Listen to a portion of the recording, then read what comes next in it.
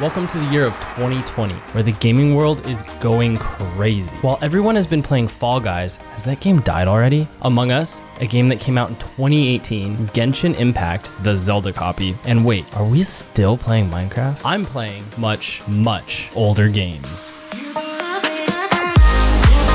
Hello gamers, welcome to Vicarious Gaming, where we compare 20-year-old games to the best of the best today. You know, back before gaming companies had to sell you loot boxes and digital skins to make money. Today we're going to be talking about Zelda, but not just any Zelda, quite possibly the most groundbreaking video game of all time, and the biggest source of nostalgia for every gamer that grew up in the early 2000s. Well, every gamer other than me, that is. We're talking about Zelda Ocarina of Time. While you guys were playing the latest flavor of the month title, missed your crown jump, or called an emergency meeting to vote off your best friend, I was playing Ocarina of Time for the first time, and man, did I have a great time. But the real question here is, how does it stack up to modern games? If Zelda Ocarina of Time came out today in 2020, would it take over Twitch? Would you play it over Among Us? Well, I might not be a professional game reviewer, but I do have a unique opportunity to make a fair judgment on this because, like I said before, I've never played this game until, well,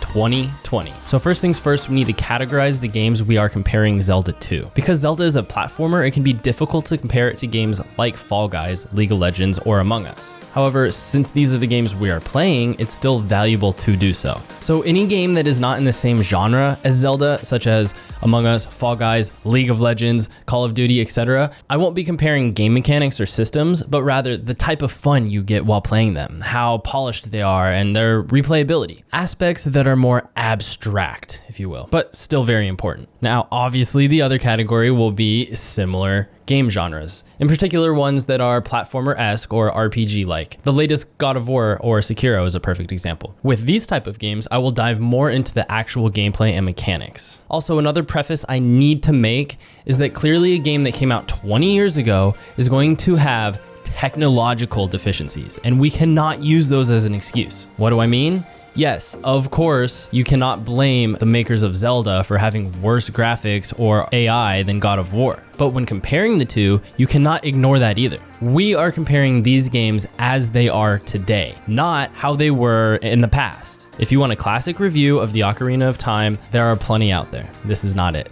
So starting off with the first category, is Zelda Ocarina of Time that came out 20 years ago better than games like Among Us, Fall Guys, or even Call of Duty? Or is it just as good? Or is it worse? And if you hadn't played Zelda already in 1998 when it first came out, you shouldn't touch it at all. Well, games like Fall Guys and Among Us have a very simple formula. You queue up and play, and you either get that rush from winning or frustration from losing, with many intense moments along the way to keep your attention. Whether you win or lose, you want to queue again.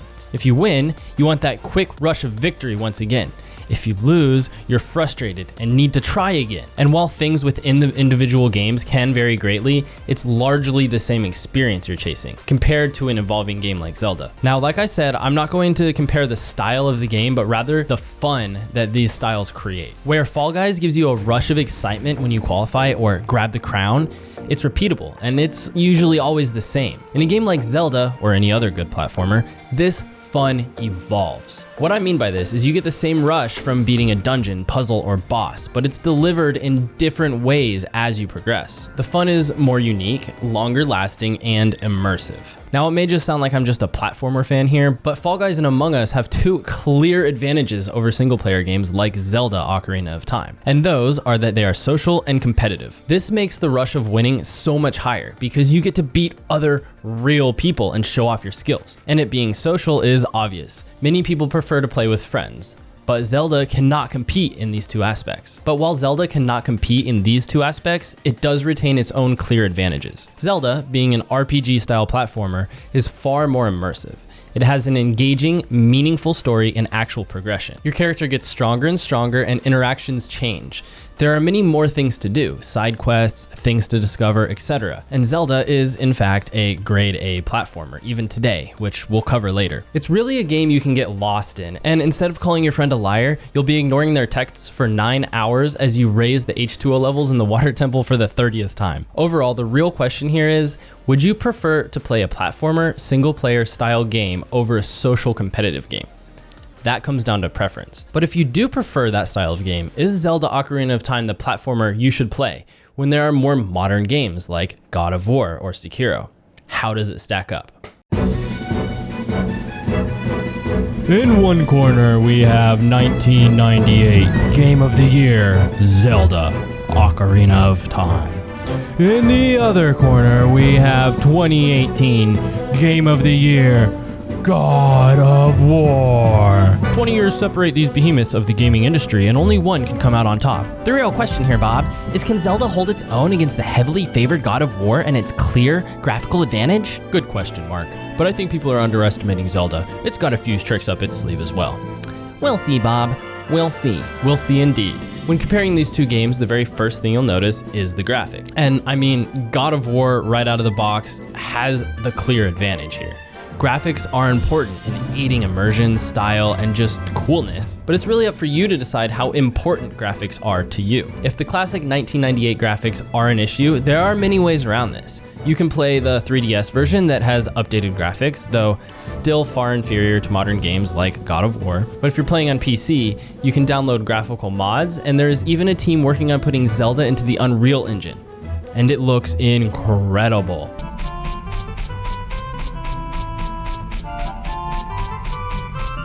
But graphics aside, from a pure gameplay aspect, these two games are surprisingly evenly matched. God of War, arguably the best game to come out in 2018, had fluid and fun combat, deep immersion, epic boss fights, interesting level design, and even some basic puzzles. Zelda, on the other hand, actually beats God of War in some areas, while also falling short in others. First, the areas where I feel it falls short. I would say the combat and controls are number one. The controls for God of War are much more fluid, and the combat is just more fun and engaging. While Zelda's combat is definitely fun, it's also simple and certainly falls short to God of War's bread and butter. However, that's not necessarily a bad thing. Zelda's simple combat system is implemented so well that every fight feels different. This is by introducing so many different enemy types and weapons you can use. Not overcomplicating the combat puts the emphasis on the other, better aspects of the game. But that being said, if you enjoy thrilling, fast-paced combat, God of War or most other modern games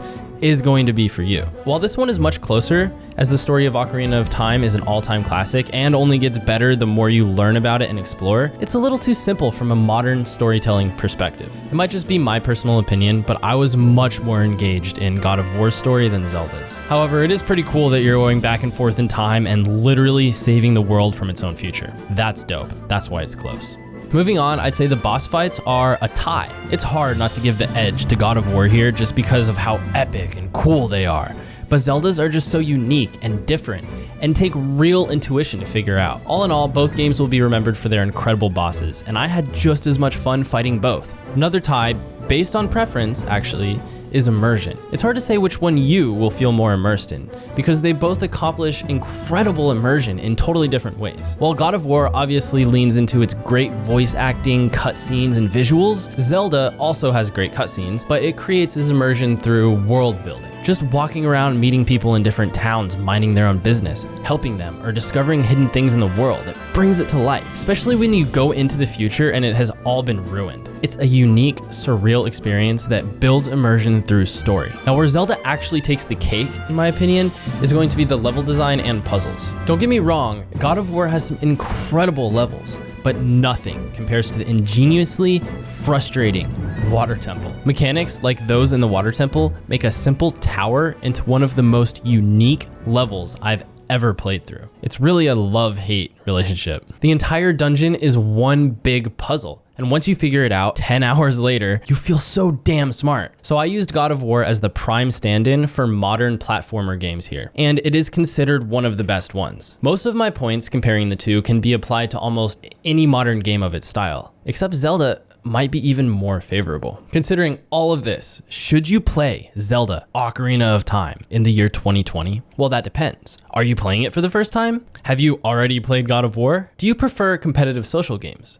Let's break it down. If you've already played Zelda Ocarina of Time and you want some awesome nostalgia, sure, go ahead. Skip your next Among Us sesh and give it a run through. But if you haven't played it at all, like me, Ask yourself, do you prefer single player games? How much does combat matter to you? How much do graphics matter to you? Actually, no. Don't ask yourself any questions. Just play the game. It's worth it. You'll have a blast. Yes, The Legend of Zelda Ocarina of Time stands the test of time. It's still an incredible game and can compete with the best of the best today.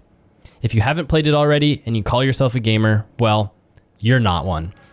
So get to it. Anyway, guys, thank you so much for watching. If you want my reactions to playing Zelda for my very first time ever, check out the highlights here on my YouTube channel and don't miss the next game I'm going to play, Super Mario 64. Let's find out if that game's any good. You can watch my entire playthrough live on Twitch at twitch.tv/VG_EvanD. Also, follow me on Instagram for more Zelda highlighghts and Twitter for updates. Links are in the description below. Anyway, thank you again so much for watching. Stay safe out there, and of course, happy gaming. Oh, don't forget to smash the like button. Okay, bye-bye.